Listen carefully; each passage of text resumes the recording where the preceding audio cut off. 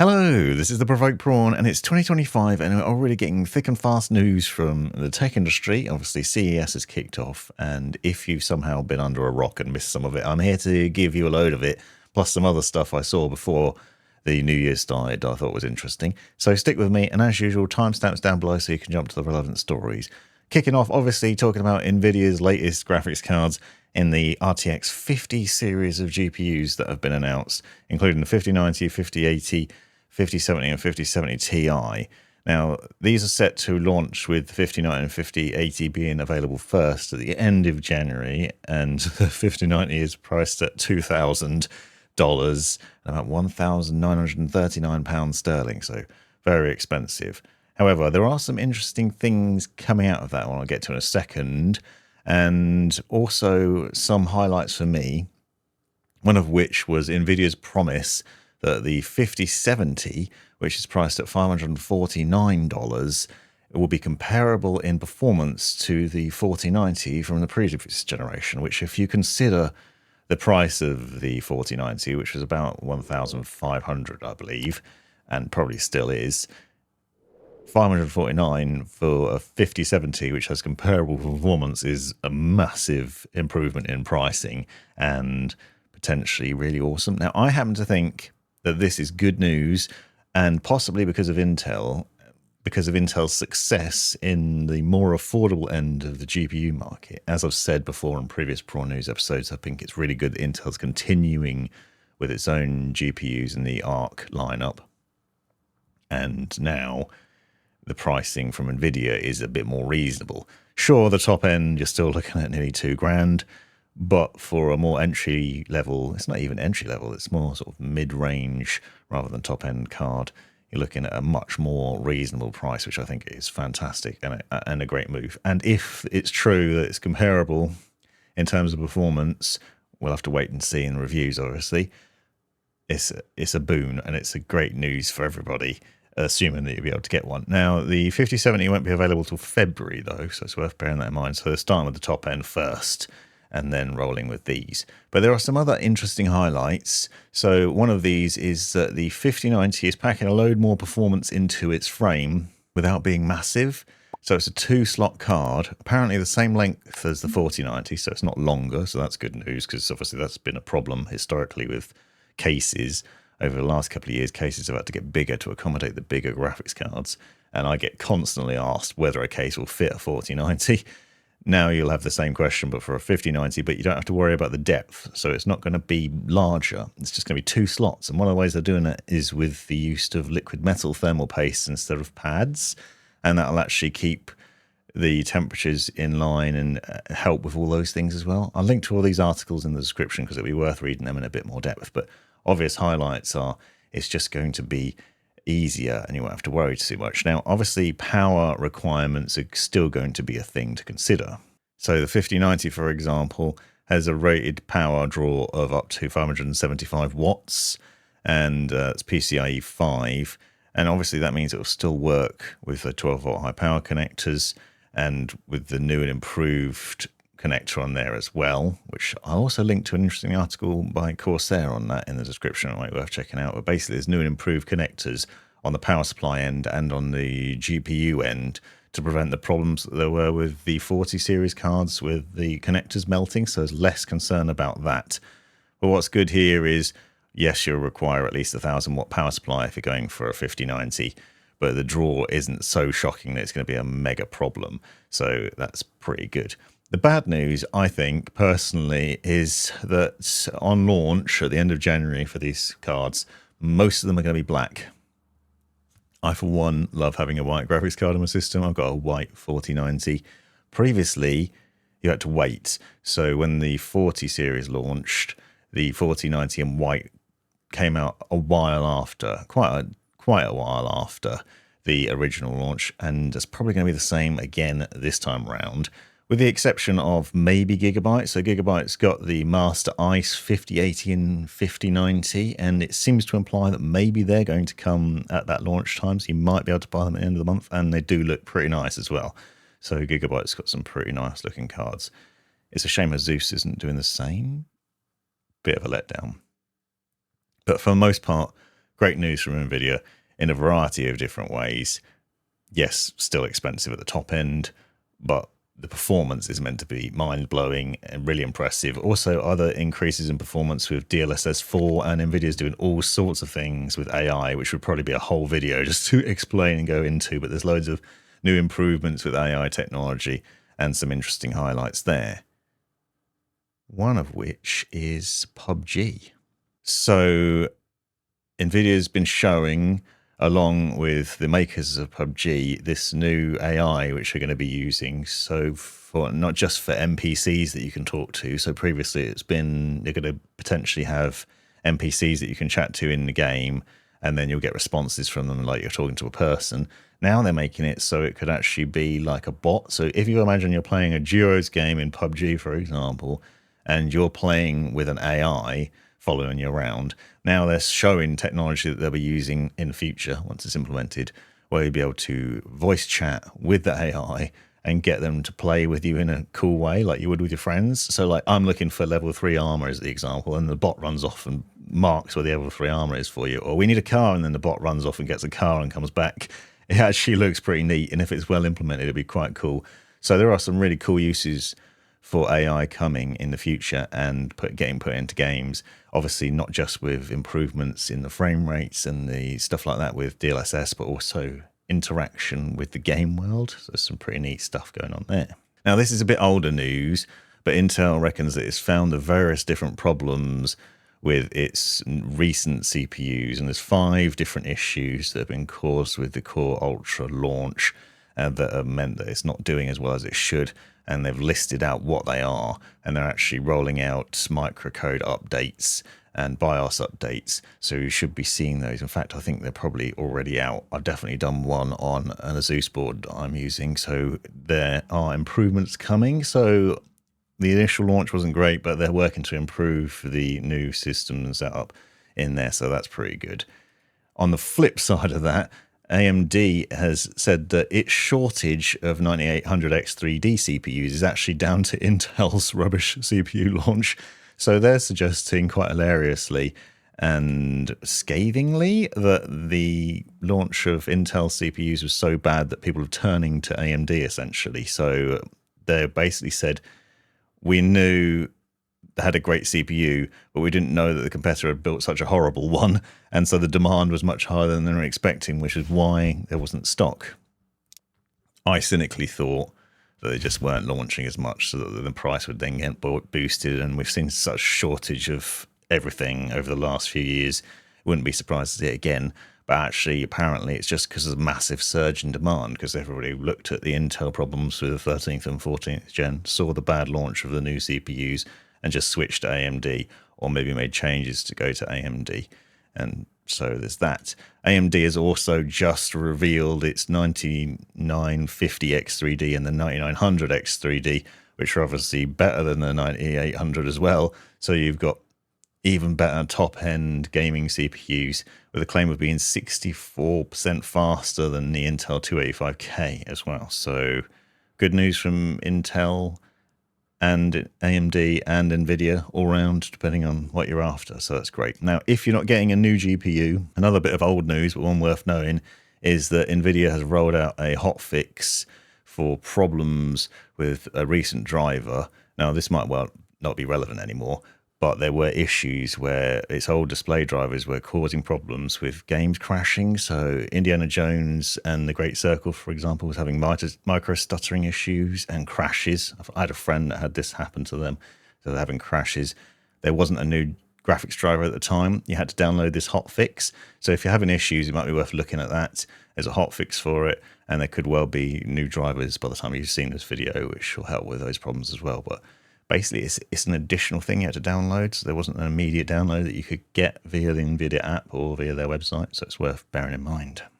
Things are getting banned a lot in the US at the moment. TikTok's about to get banned, and now TP-Link routers are also getting banned because apparently they've been linked to China-backed cyber attacks throughout the country and is causing big issues, and they're doing an investigation into it to see what the problems are and whether they're going to ban it in 2025. Which is quite significant because TP-Link obviously is quite a big, well-known router company. I myself had a TP-Link router until recently, and I've switched to a Netgear one. Obviously, they're well known, and apparently they're, a big problem with Chinese cyber attacks that happen at the moment. So that was a pretty interesting story. Just seems there's a lot of bans going on in the world at the moment. It's pretty crazy.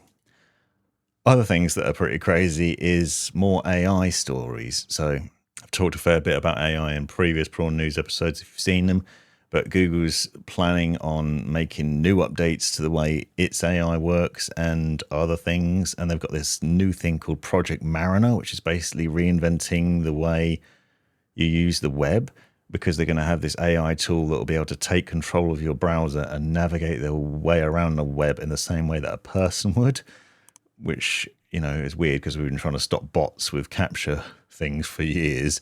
But then you'll be able to tell it to do stuff for you, so it'll go off and do specific things. And if you think about talking to Gemini and asking it to do tasks or any other sort of AI tool, obviously they're limited at the moment because they can't carry out tasks that humans can. In fact, there were previous stories about AI hiring humans to be able to complete a task that had been set. And now basically Google is working on ways to make it interact with the web. And I think this is terrifying and interesting at the same time. It's going to make some significant changes to things in the future. Obviously, Google's scrabbling to keep relevancy with its search engine, especially with AI being able to return results for you. Even if you search in Google now, but if you just ask Gemini or ChatGPT a question, you don't even need to go to Google anymore.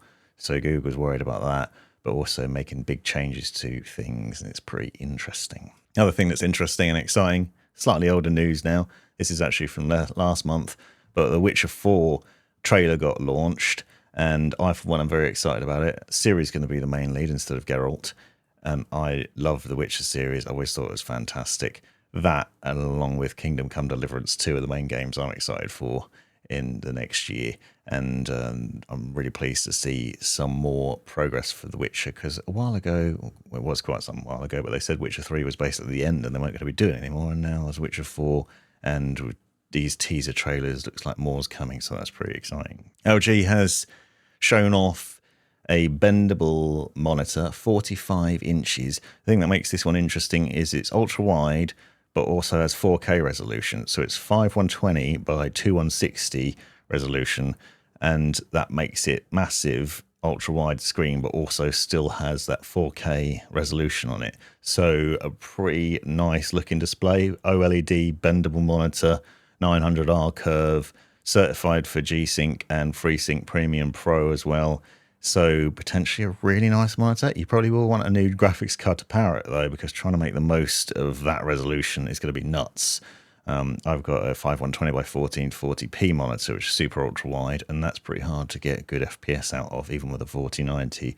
So doing like 4K resolution and ultra wide will be even harder, I think. So it'll be interesting to see how that gets on, but it looks gorgeous. Talking about monitor tech, Samsung's apparently got this 3D monitor that doesn't require glasses. It was shown off previously, and Digital Trends has been to see it. They've seen it twice now, and they say it's actually very impressive, because basically you don't need to wear glasses to look at it, and you can look at it at multiple seating positions and angles without interfering with the 3D effects on it. Now, I, for one, think that 3D is a bit of a gimmick. They've been trying to do it for gaming for years, and it's never really caught on, and I don't really see that it's going to happen, because obviously it's going to require not only an expensive monitor, because it's going to be ridiculously expensive, but also for games to work nicely with it. It's just going to be such a limited niche use that it's probably not even worth considering. What do you think? Have a read of that story and let me know what you think about 3D monitors and whether they're worth it or not. Corsair has rolled out its first CUDIMM memory sticks, so RAM, for the Intel Arrow Lake, so the Intel Z890 motherboards, the latest Core Ultra CPUs. It will only work with them to get maximum speed. So CUDIMM's a new RAM technology, and I recommend checking out this PC Gamer explainer on it. I'll link to it in the description. It basically tells you about how it works and how it's faster and potentially better. But it's also very expensive. You're looking at potentially up to 9,600 megatransfers per second, but you're also looking at $267 for that. And that's the slowest kit, potentially. So it's very expensive, but very fast, with also the caveat that it won't work with older Intel motherboards or AMD platform currently. You can buy it, but then it won't run at the maximum speed. So it's pretty interesting. So there's some interesting highlights and lowlights to that. But Corsair is working on some pretty cool things, more of which I'll get to in a second. Talking about cool things, Asus is also showing off some more BTF motherboards, so rear connect motherboards for both Intel and AMD setups for the various sockets. And that includes the Maximus Hero, which has now got a BTF version. And I, for one, am fully behind this. And I realise that's amusing to be behind the Connect motherboard, but behind the front motherboard. The cabling at the back, it just makes life so much easier. You end up with a build that looks really clean. I've done a few different builds now, and they look so much nicer with the rear connect set up, especially if you get a rear connect graphics card as well, because Asus has done some pretty cool stuff with that, where there's a connector built into the motherboards. I've shown that previously. And basically, it's just a really nice setup. Now, you're limited on cases, but there seems to be more and more of them appearing. I've seen loads now. Fantex, Corsair, there's Be Quiet, and a lot of other ones that I've forgotten. But basically, I think it's a good thing. More of them will definitely be beneficial in terms of changing the way things look. If you don't like cables in your PC, you can hide away the majority of them at the rear and it ends up looking mint. Razer's always got these mad concepts that it shows off at CES, and this year it's Project Aerial, which is actually not that mad and is really cool, and I kind of want one. So I was on a briefing for this, but basically it's a gaming chair, but a built-in fan system, which is bladeless fans, so you can use it to cool yourself down or warm yourself up. So it's a concept chair at this moment, so it's not available just yet. But it's got a full body airflow setup to it with a claim of quiet cooling, adjustable fan speeds with buttons on it, and it can cool you down by as much as 5 degrees C or warm you up to 30 degrees C. So you can just get heated in the winter, which would be amazing, or amazing if you've got back pain all the time, which I have, and also cooled down in the summer when you're getting too hot. And it's got an ergonomic setup to it and a pretty interesting design. It's not that insane, I don't think, unlike other ones. Sometimes Razer's concepts don't come of anything. They did a concept laptop a few years ago which had multiple screens on it. That didn't really ever come to anything. They've done other ones which have done, like the haptic cushion for your gaming chair, which I'm going to be reviewing soon, hopefully. And then there's this chair which could definitely become reality, I'm pretty sure, and hopefully it will do as well because it looks awesome. Razer's also got these Aether standing light bars, so give you ambient lighting. They can either be pointed towards the wall or pointed towards you, and basically they're designed to give you nice lighting in your room with 30 individual LEDs, various lighting effects, minimal hotspots, powered by USB-C as well, so you don't necessarily need to plug into the wall. They work with Matter, Alexa, and Google Home, and they're just priced at $99 as well. So if you like RGB lighting and you like Razer's ecosystem and Chroma RGB, then that might well be for you. Corsair's doing some pretty cool stuff. So they've got new cases that have announced, along with a bunch of other things, including some connectors for the 50 series GPUs. And I initially saw that they'd released a 4000 case and whatever initially, because I was never really a massive fan of the 4000D. Preferred the 5000D, but I know the 4000 is very popular. However, they've made some massive changes to this now. It uses the InfiniRail system, so you can adjust where the fans sit and easily move them around. It's got reverse connect motherboard support, so you can put those Asus BTF motherboards in there. It supports up to 200mm fans on the front, so you can put two 200mm fans on the front of the case as well, which is pretty nuts. It's also got modular sort of upgrades, so you can change out the design of it. You can put like a wooden front panel on the front, which looks really cool, or other various different other choices. Also has like a mesh side panel below the glass now as well, which wasn't a thing before. So they made a bunch of changes to what is a popular case. I know the 4000 is popular. I personally prefer the 5000, but the 4000 is obviously very popular out there. Looks like it's had some nice improvements to it, so I think this is a good thing. Makes a lot of sense for Corsair to be improving one of its most popular cases. In other Razer things, Razer's also using AI. Razer's got Project Ava, which apparently is an AI technology as a backseat gamer, which will basically watch what you're doing and then give you audio cues in your headset as to things you might have missed in game, which PC Gamer says could be akin to cheating. And you can imagine it could be depending on what it's telling you about and how it's doing it. There's other things it can do, like optimizing the games for you to improve the overall experience and other things. But it seems like Razer keeps releasing things which could be a bit iffy in the terms of the cheating department. So something to bear in mind if you saw the rapid trigger snap tap setup that it had going on with its keyboards, people getting banned for using it. Now we've got AI chatbots, which are going to be helping you game as well. It's be a bit dodgy.